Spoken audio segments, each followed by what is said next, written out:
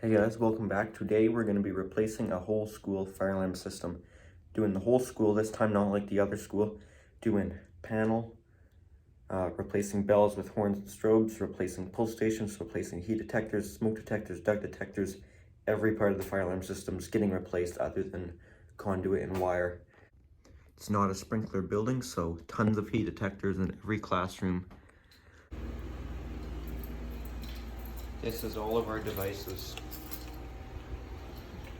These are all FST 951s. These are all of the heat detectors. These are all of the horn strobes. Those are all the smoke detectors down there. Not quite as many. Not sure what those are. Those are the detector bases for heat and smoke detectors. And we've got all of the pull stations all in here. Fixed temp heat detector, some mini modules. Lots of goodies here. Not sure what's under there. Oh, more of those boxes. And panel, probably enunciator parts. Those are duct smokes. Lots of good devices here. Here's the old panel getting replaced. Old 6616. This guy's just started beeping. This is why this is getting replaced, because it keeps going into intermittent trouble. I just can't get over this, though. Like, how many heat detectors is this right here? This is insane. It's a lot of money here, you know, guys, in devices.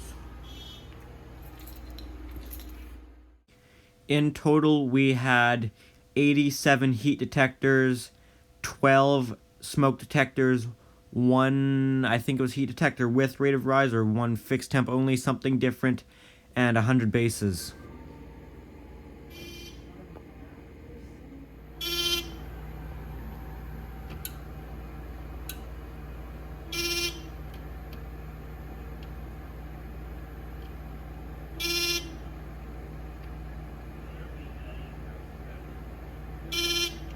Yep, it won't stop.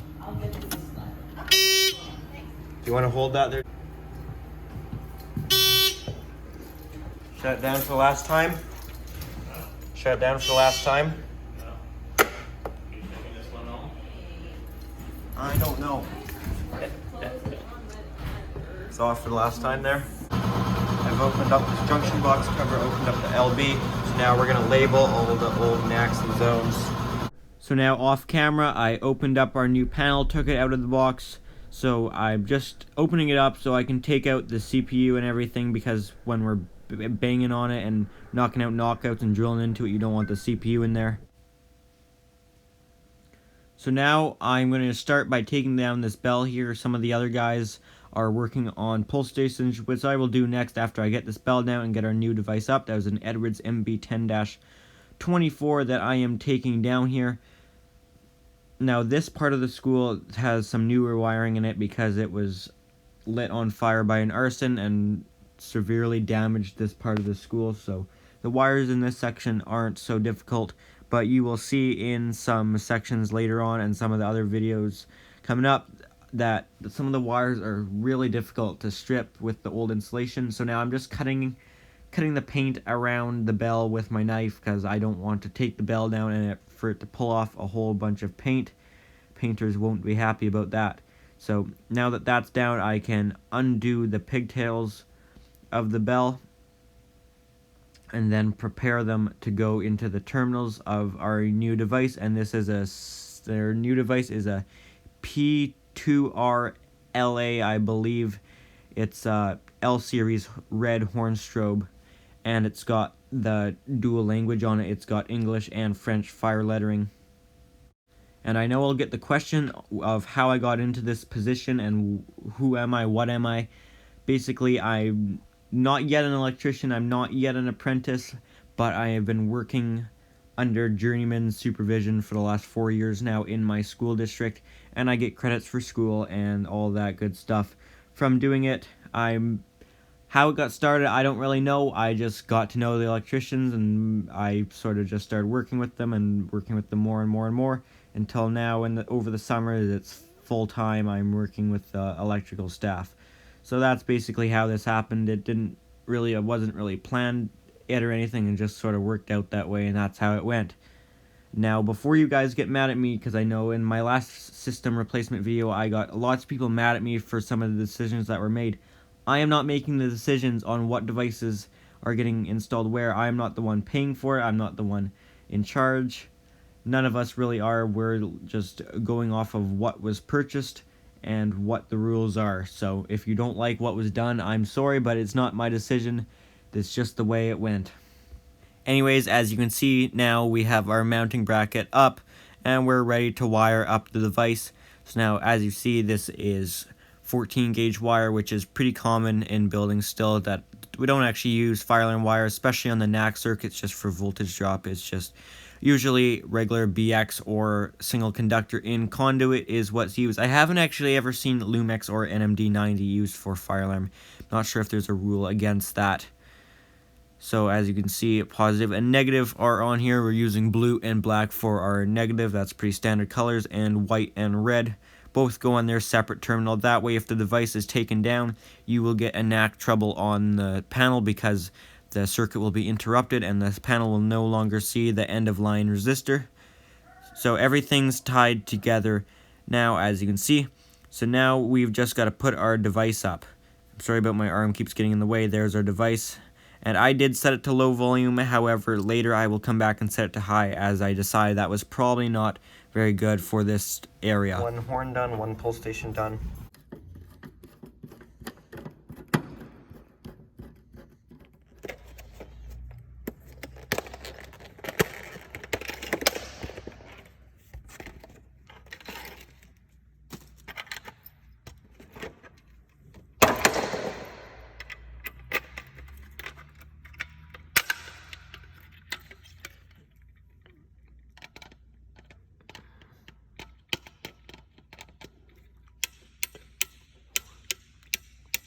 Eight, 9.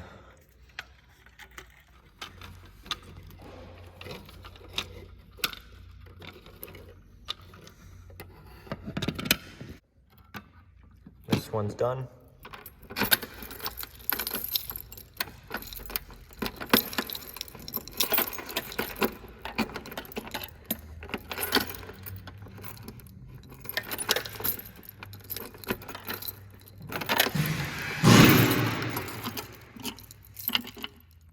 This will be address number 10. So I'll set that to 0, set the 10s to 1.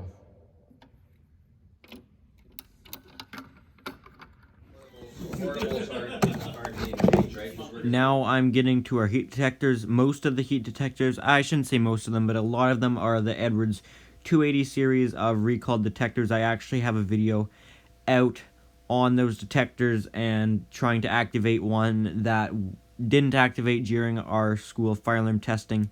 So these will be replaced with the Notifier FST 951s, I believe is the model number.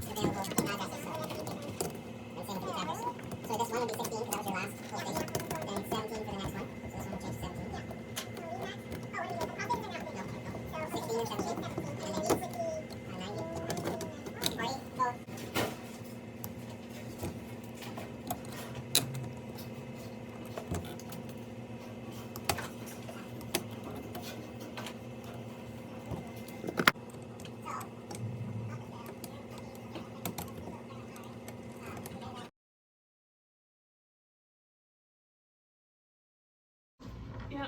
Okay.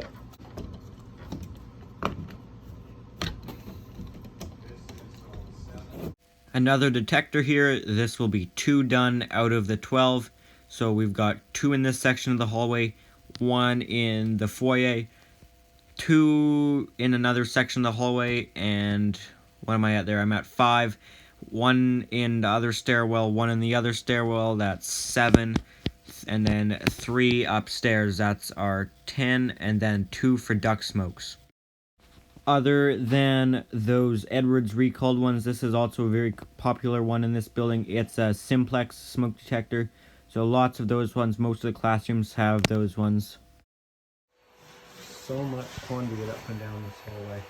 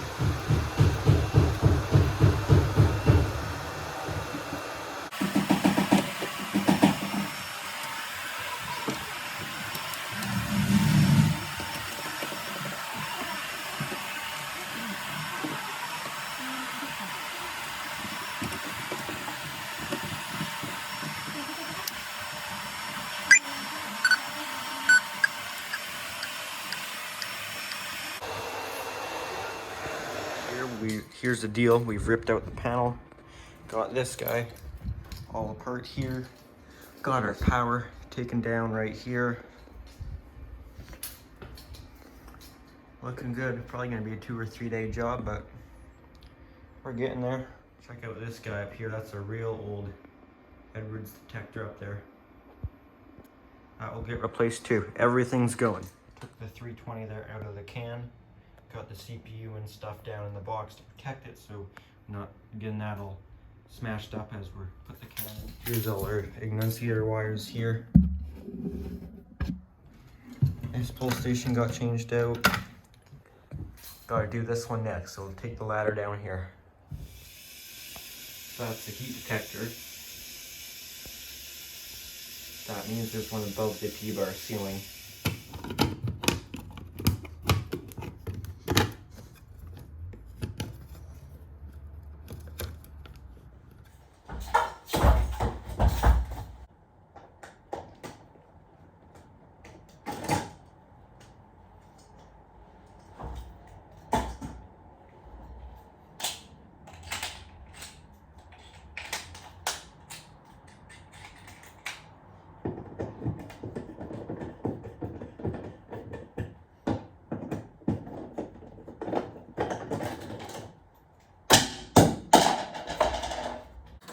Basically, we're really large here. Surface now, I'm not sure if I like that.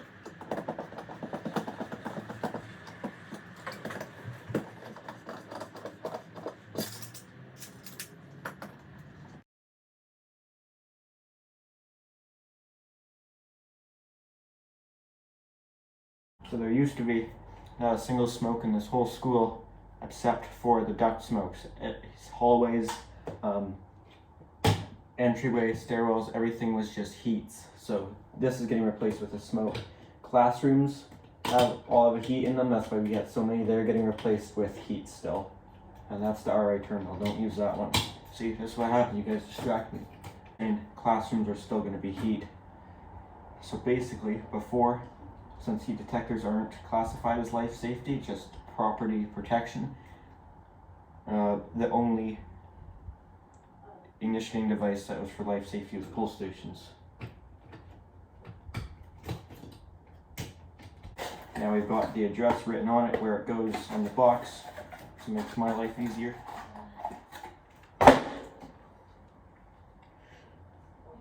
Address 88.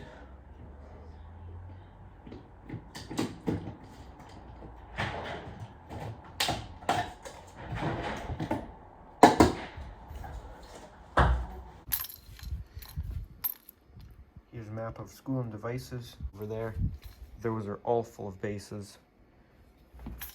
More heat detectors, duct detector, horn strobes. Those are all heat detectors. Most of these are pretty much all heat detectors. We've got some mini modules for the crawl space because that's staying conventional because it's got a dirt floor and there could be moisture. You don't want it addressable down there, so that's staying conventional. A whole bunch of Edwards recalled, so that will get changed to system sensor detectors like this one, and have a mini module monitoring it all, but it will all stay conventional. Now looking at more parts of the school and how few devices there are, like per fire partition and hallway, we're going to change it to high volume. Stairwell smoky.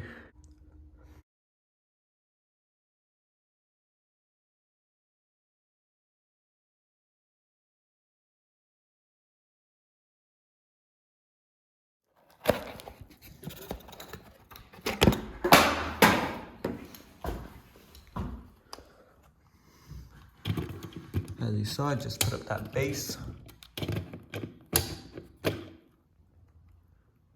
Address 65.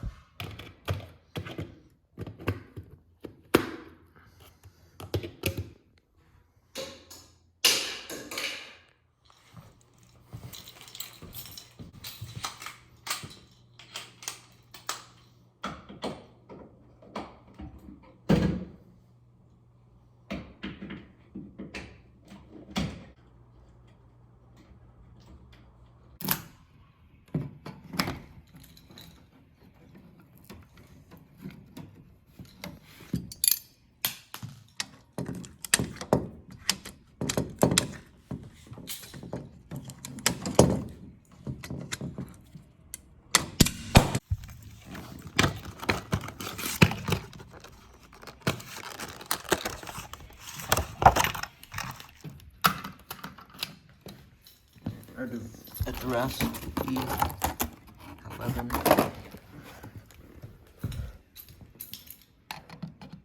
Tens place set to 1.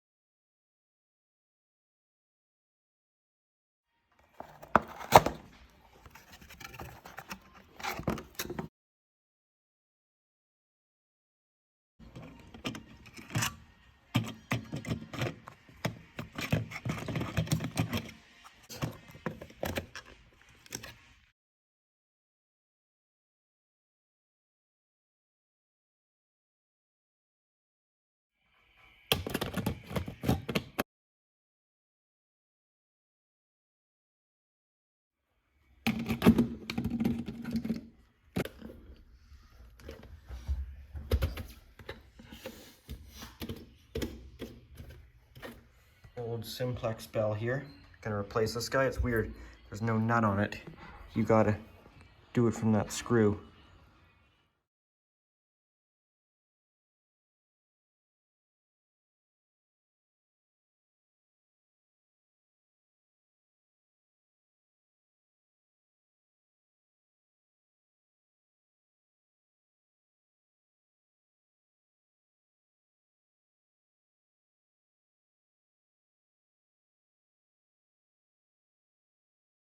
I'm on the second floor here, and now the second floor isn't the whole school, just part of the school has a second floor to it. And now this is the only device for the whole second floor. That's why I think it's important to put it on high volume, because it's doing probably 6 or 8 classrooms. So if it was on low volume, it's got to go through the hallway 50 feet down either way. Plus, if the classroom's door's closed, that's not going to be too loud and low volume. Now, I'm going to get some people telling me that you think there should be speaker strobes and stuff and have a voice evacuation system. Now, this is a small school and it doesn't have it, and even my brand new high school, which is a very large school, probably easily 10 times the size of this building, probably more. It's a very new school, only 4 years old. Part of it was just added this year, making it even bigger, and it does not have voice evacuation systems. Very few buildings in Canada I actually see with a voice evacuation system. I think I've seen a hospital with one, and that's about it. Now, I don't doubt that a voice evacuation system is more effective than conventional horn strobes and bells. I'm sure they are, but I don't think it's necessary for many buildings, especially not a building this small like this old school, and that would completely require changing the system. That's some really old insulation there.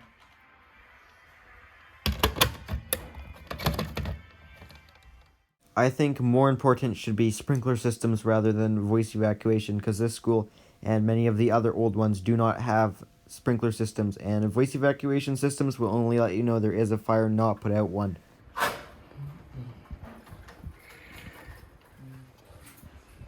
Now I've got 87 heat detectors to do, so I'm not going to show very many of them. Maybe the ones in the gym tomorrow, if we get to it then, or today, I don't know. Just a whole bunch to do, and it gets kind of repetitive, and my battery on my phone will for sure die if I do that many, because each one takes a few minutes.